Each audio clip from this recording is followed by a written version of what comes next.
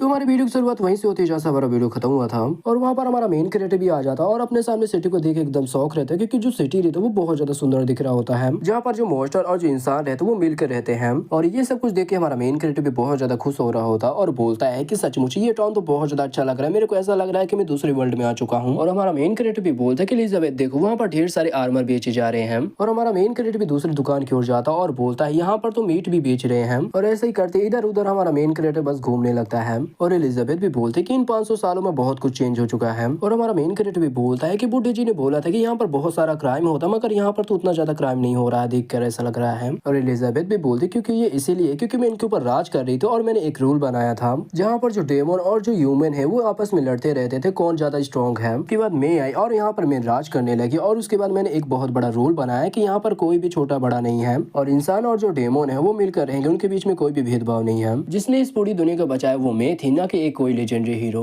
और देखते वहाँ पर हमारा मेन कैरेक्टर बिल्कुल भी नहीं रहता, वो कब का जा चुका रहता है। और ये देखे एलिजाबेथ को भी बहुत ज्यादा गुस्सा आ रहा होता है और एलिजाबेथ भी बोलते कि तुम्हें मेरी अचीवमेंट को बिल्कुल भी नहीं देखा जा रहा है ना अपनी आंखों से। और वहाँ पर हमारा मेन कैरेक्टर भी टेडी देखने लगता है और बोलता है क्या ये तुमने टेडी बनाया है। तभी लड़की भी बोलती है कि हाँ ये टेडी मैंने बनाया है और ये तुम्हें टेडी पसंद है तो मैं अच्छी कीमत में तुम्हें दे सकती हूँ। और वहाँ पर एक सुअर जैसा मॉन्स्टर आ जाता है और बोलता है कि ओ लड़की तू यहाँ पर शॉप कैसे लगाई, तुझे परमिशन किसने दिया। और जो सुअर जैसा मॉन्स्टर है तो वो भी उसके शॉप को वहीं पर तोड़ने लगता है। और सुअर भी बोलता है कि लड़की हम तेरे चर्च को प्रोटेक्शन अपनी देते हैं और तूने फीस भी नहीं भरी और तूने बिना परमिशन के यहाँ पर शॉप भी लगा लिया। और जो छोटे मोटे बच्चे रहते वो भी बोलने लगते कि हमारी सिस्टर एनी को छोड़ दो प्लीज। और एनी भी बोलते कि तुमने कभी भी हमारी प्रोटेक्शन नहीं की तो हम कैसे फीस दे दें। अरे बेवकूफ लड़की, तुम्हारा जो चर्च है वो भी हमारे अंडर में आता, तुम्हें यहाँ पर रहना है तो तुम्हें फीस देनी ही पड़ेगी। और एनी भी बोलती ये बिल्कुल भी सच नहीं है, जो चर्च है वो नन का है, जैसे वो वापस आएगी देखना तुम बहुत बड़ी मुसीबत में पड़ जाओगे। और सुअर भी बोलता तुम बेवकूफ लड़की बिल्कुल भी सिचुएशन को नहीं समझ रही, जो तुम्हारा बचा कुचा चर्च है ना मैं उसे भी तोड़ दूंगा और डिस्ट्रॉय कर दूंगा। और वहाँ पर हमारा मेन कैरेक्टर भी बोलते कि रुक जा सुअर की बच्ची। और सुअर भी गुस्सा करते हुए बोलता है कि साले तुझे पता भी है तू क्या कर रहा है।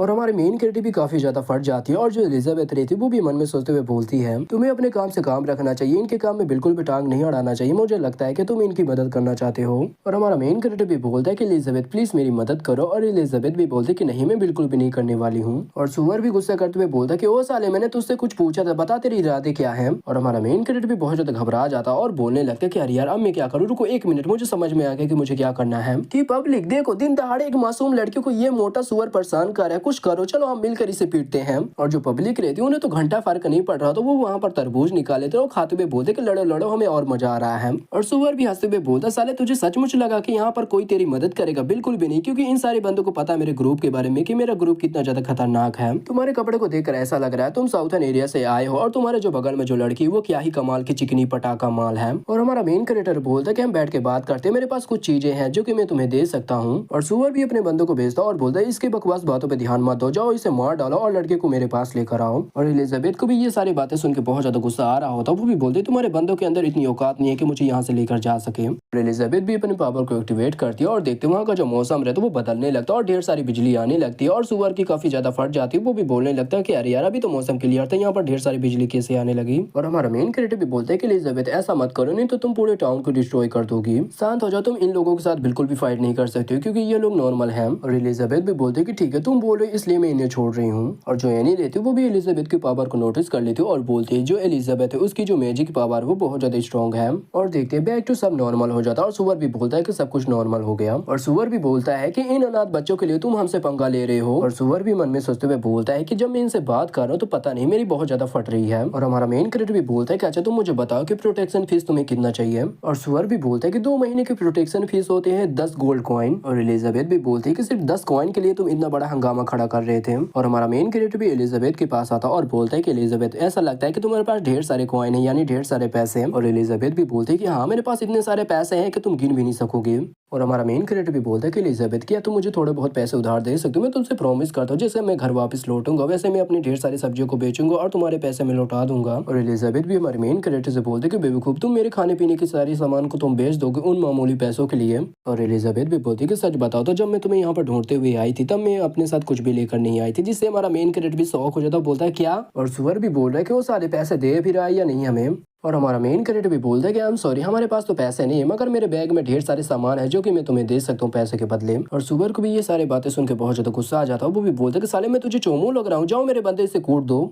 और वहाँ पर कोई तो पैसों से भरा हुआ थैला फेंक के मारता सुअर के मुंह पर, और सुअर भी गुस्सा करते हुए बोलते किसकी इतनी हिम्मत हुई कि मेरे मुंह पे थैला मारा। और सुअर भी उस थैले को ध्यान से देखता और बोलता है ओ ये तो पैसे हैं। और वहाँ पर एक बंदी की एंट्री होती है, वो भी बोलती है कि मेरे दोस्तों को परेशान करना बंद करो, तुम्हें पैसे मिल चुके, तुम यहाँ से निकल जाओ। और इस बंदे को देखे जो कि आधा इंसान और आधा मॉन्स्टर रहता है, सुअर भी बोलता है कि अच्छा तू तो शॉर्ट गिल्ड का मेंबर है। सुअर भी बोलता है ठीक है चलो मेरे साथ ही, और लड़की से बोलता है कि लड़की तो इस बार लकी थी मगर अगले महीने बिल्कुल भी नहीं। जहाँ पर हमारा मेन कैरेक्टर भी एनी के पास आता है और उसे उठाता है, और एनी भी बोलते है कि थैंक यू आप लोगों ने मेरी मदद की। और जहाँ पर हमारा मेन कैरेक्टर भी अपने बैग से फ्रूट निकालता है और बोलता है कि तुम इसे रख सकती हो। और जहाँ पर जो वो बंदा रहता है वो बोलता है कि कोई बड़ी बात नहीं है, वैसे भी ये मामूली बात है, तुम लोग मेरी एक काम करने में मदद कर सकते हो। और हमारी एनी भी बोलती कैसी मदद, और ये बंदा भी बोलता है कि ठीक है चलो कहीं और चल के बात करते हो, और ये मेरा काम हो गया तो तुम्हारी जो छोटी मोटी जो प्रॉब्लम है वो भी सॉल्व हो जाएंगी। और एलिजाबेथ भी बोलते है कि मुझे तुम्हारी हेल्प करने में कोई भी इंटरेस्ट नहीं है, चलो मेन कैरेक्टर यहाँ से चलते हैं। और हमारा मेन कैरेक्टर भी बोलते है कि अरे रुक जाओ, कम से कम उसने हमारी मदद की, चल के एक बार हम देख लेते कि उसे किस काम में हमारी हेल्प की जरूरत है।